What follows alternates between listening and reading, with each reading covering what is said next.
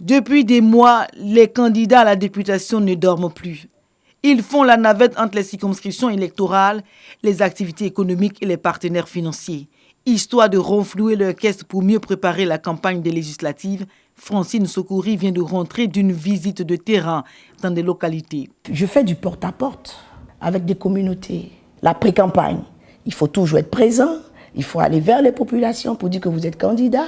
Et, ma localité, c'est 4 circonscriptions. Entre le financement des équipes de campagne, la logistique et les sollicitations pour les candidats indépendants dépendant des économies et des apports de bonne volonté, la tâche n'est pas facile. C'est-à-dire nous nous battons, le financement, nous essayons, nous avons d'abord, moi déjà, j'ai déjà préparé depuis quelque temps une épargne pour pouvoir me défendre sur le terrain, mais je constate que c'est encore difficile. Pour Jean-Michel Amonkou, même bien préparé, il faut toujours un peu plus. Ce candidat mise sur les discours. Que lorsque vous êtes engagé en politique, que vous avez des ambitions, vous préparez ces ambitions depuis belle lurette. Je pense qu'à mon niveau, je me suis efforcé de me préparer. C'est vrai que je n'ai pas grand moyen, mais je pense que la plus grande force d'un candidat, de celui qui veut prétendre à, c'est d'avoir les populations. Et aujourd'hui, les populations ne sont pas du tout dupes. Elles connaissent plus ou moins les candidats qui sont proches d'elles. Une bonne organisation peut aussi aider. Séverin Koné, Oundassien Guibessongui est de retour à Abidjan après 4 semaines de tournée pour finaliser les gadgets de campagne et autres dons en nature. Je peux vous dire que le budget de campagne est comme un gouffre sans fond. Nous avons mis les équipes de campagne dans les 2 communes qui sont dans notre circonscription et également dans les villages. Nous avons également mis des équipes. Cela a un coût important.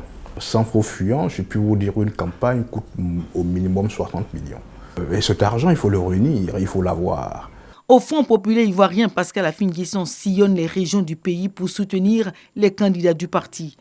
Comme c'est le cas ici au foyer des jeunes de Koumassi, il le présente Christine Conan et Abané Yvonne Delampou aux communautés. Si le budget seul pouvait faire gagner ici, il nous faut au moins 1 milliard. Nous avons toutes les présidentes d'associations qui sont avec nous. Et c'est elles qui constituent le maillon essentiel de notre campagne. Pour le président du FPI, le jeu politique en vaut la chandelle. C'est la démocratie qui est en jeu, l'équilibre du pouvoir. Donc le Front populaire ivoirien doit prendre toute sa place. C'est pourquoi je sillonne toutes ces circonscriptions pour apporter mon soutien personnel à tous nos candidats. L'équilibre des pouvoirs à l'Assemblée nationale est en jeu. La plateforme de l'opposition Agir Ensemble a fait bloc autour du FPI. Dans cette alliance, on y retrouve Agir, l'Alliance des générations ivoiriennes républicaines de Martial Aïpo et l'UDPCI d'Albert Mabry-Troicus. Avec les camarades du FPI et de la plateforme Arcassin, au total, je pense qu'on est autour de 90 candidatures pour notre plateforme des trois structures. Nous sommes avec COGEF et le FPI et Agir au niveau de 3 communes d'Abidjan. Nous sommes avec le FPI à Boaké. Tout ça fait que nous avons la trentaine de candidatures à défendre. Financer chacune des campagnes des candidats, assurer l'hébergement, le déplacement de près de 800 personnes pour être dans les bureaux de vote le jour du scrutin, tout ceci relève du miracle. C'est pourquoi les candidats ont été choisis en fonction de leur ancrage dans les localités. Le premier critère, c'était celui du charisme des candidats. Le deuxième critère, c'était leur ancrage au plan local, puisque l'élection législative fait appel aussi à des capacités de connexion avec la population locale.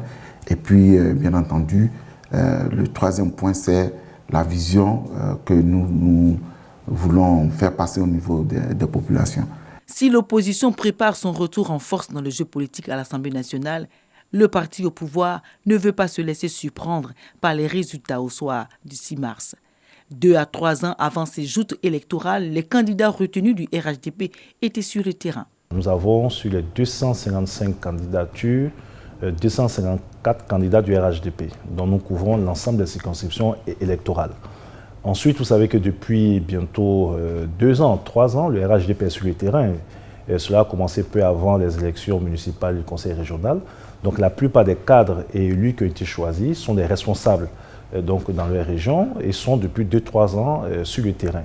Un bon maillage territorial des animateurs locaux de base et des équipes de campagne mobilisées, la structuration du RHDP permet cette organisation. Nous avons un parti qui est très structuré et qui a une organisation donc à la base. Aujourd'hui, il s'agit pour ces animateurs locaux de continuer donc de faire ce qu'ils font. Nous avons eu un bon processus d'enrôlement qui nous a permis donc d'enrôler beaucoup de nos sympathisants, de les mobiliser autour de ce processus. Ensuite, je rappelle que le président de la Ouattara a été élu sur la base d'un programme et que les députés qui y aura à l'Assemblée nationale, en tout cas ceux qui sont du RHDP, ils vont pour accompagner le président dans la mise en œuvre du programme pour lequel il a été élu. Pas de chiffres pour l'ensemble des opérations de propagande d'information du RHDP. Pas de chiffres non plus pour les campagnes des candidats ou fouettistes. Le parti opte donc pour les soutiens des ténors aux candidats. En plus des moyens qui ont été donnés par le parti, je vais donner un soutien additionnel à chacun des candidats pour leur permettre justement de renforcer leurs moyens de proximité avec les parents, avec la population. Au RHDP aussi, on est loin des campagnes à l'américaine. À quelques heures de l'ouverture de la campagne pour les législatives, les 1511 candidats et leurs équipes de campagne sont sur les routes des 205 circonscriptions électorales. Ils devront les parcourir à nouveau pour espérer obtenir des sièges sur les 255 contre l'hémicycle. L'heure est donc à la course pour rallier les électeurs encore indécis.